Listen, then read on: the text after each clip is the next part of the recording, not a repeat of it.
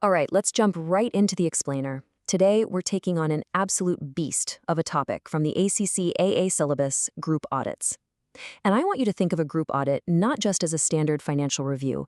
It's really more like overseeing the construction of a massive financial skyscraper. You're not just inspecting one single room, you're out there evaluating the structural integrity of this towering, multi-level corporate empire. We're talking subsidiaries, foreign divisions, and some incredibly intricate internal plumbing. It takes vision, precision, and for sure, a master-level strategy.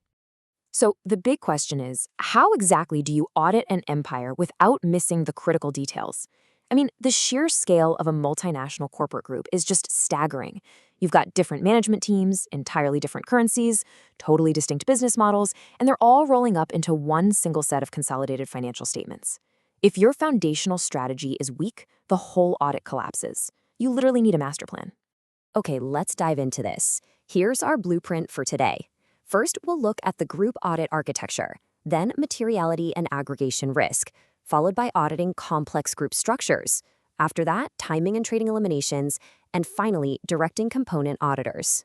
Starting right off with Section 1, the group audit architecture and setting the master strategy. Look, before a single shovel even hits the dirt, you need a lead architect. And in this context, that's the group auditor. The group auditor holds the ultimate responsibility for designing the master audit strategy across the entire corporate empire. You simply can't just audit a massive group by, adding up a bunch of small, separate subsidiary audits. That doesn't work. The overarching strategy has to be designed from the top down to address the sheer scale and the specific risk profile of the whole group structure. Moving on to Section 2, materiality and aggregation risk. This is all about securing our foundation. Because really, the foundation of any audit plan is figuring out what numbers actually matter. Let's compare the two big ones here. First, we have group materiality. That's the overall threshold for the consolidated financials, the big picture stuff. But then we have component materiality, which refers to the lower thresholds assigned to individual subsidiaries. So, the absolute crucial takeaway here is that component materiality must be established at a lower level than group materiality. Why? Well, if you use the massive group threshold for a tiny subsidiary, you're going to miss some seriously significant granular risks. But on the flip side, set it too low and you're just over-auditing and wasting everybody's time. It's a really delicate balance. Which brings us to some heavy but absolutely essential jargon. Aggregation risk. This is basically the danger that small, immaterial, uncorrected misstatements across multiple components somehow add up to a massive material group error. This right here is where the structural integrity of your audit can just quickly collapse. Think about it. A $50,000 error in subsidiary A. Probably totally immaterial on its own. But what if subsidiaries B, C, D, and E all have similar errors? Actually, scratch that. What if 10 subsidiaries have that error? Suddenly, your group financials are materially misstated and you've got a huge problem. Now, what's really interesting about this visual is how clearly it illustrates that exact danger. Individually, these 5 tiny component errors seem completely harmless, right? They easily slip right under the component materiality radar. But when they combine, they form one massive, critical slice that totally breaches the group materiality threshold. And this is exactly why component materiality has to be strictly managed by the group auditor. You have to leave a buffer to absorb those aggregated errors. All right, Section 3, auditing complex group structures. Time to build the floors of our financial skyscraper. Once that foundation is rock solid, we get to the heavy lifting, dealing with the complicated structures sitting on top. Think of these as the boss battles of group audits: business combinations, goodwill impairment, and foreign subsidiaries. These are highly technical areas that introduce massive layers of risk. We aren't just taking off standard revenue and expenses anymore. We are auditing complex valuation models, tricky currency translations, and the complete integration of entirely new businesses into the group. Let's take goodwill impairment as our example. It looks daunting, but we can break it down into a manageable staircase of actions. Step 1, identify the specific cash-generating units. Where does the value actually live? Step 2, assess management's valuation models. You have to really challenge their assumptions here.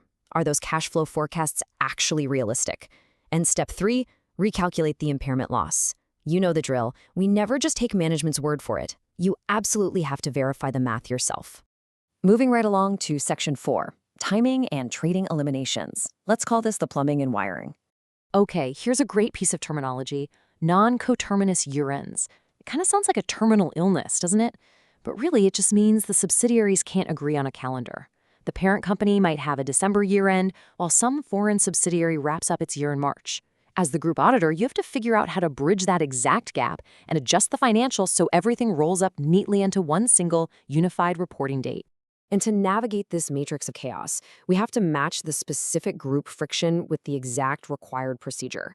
Let's look at intragroup trading. Say subsidiary A sells inventory to subsidiary B. From the group's perspective, no actual sale has occurred. It's literally just moving money from your left pocket to your right pocket. So the required procedure here is we must reconcile and execute trading eliminations to prevent double counting that revenue. It's a similar story for foreign subsidiaries. We've got to audit currency translation reserves and rigorously assess those exchange impacts. It's all about smoothing out those internal friction points. Which brings us to Section 5, Directing Component Auditors, or as I like to say, managing the crew. Because here's the reality of a global audit structure. The group auditor simply cannot be everywhere at once. If your parent company is sitting in London, but you've got major manufacturing hubs in Tokyo and São Paulo, you physically cannot audit every component yourself. So you must rely on component auditors. Think of them as your specialized contractors on the ground. They understand the local language, the local laws, the local business environment. But, and this is key, relying on them definitely doesn't mean stepping away. To maintain total control of the engagement, the lead group auditor has to execute strict oversight. It's a serious list of duties. First off, you establish the component materiality. They do not set it themselves, no way. You dictate the precise audit procedures they need to perform for group reporting purposes.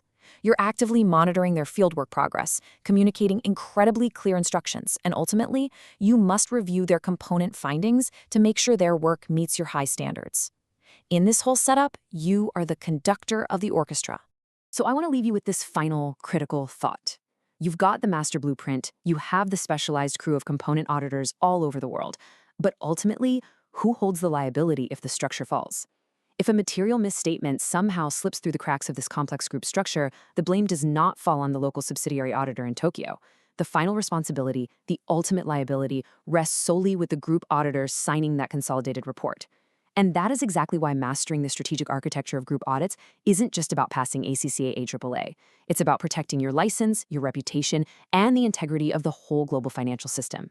Thanks for joining me for this explainer. I really hope it brought some clarity to the complexities of group audits.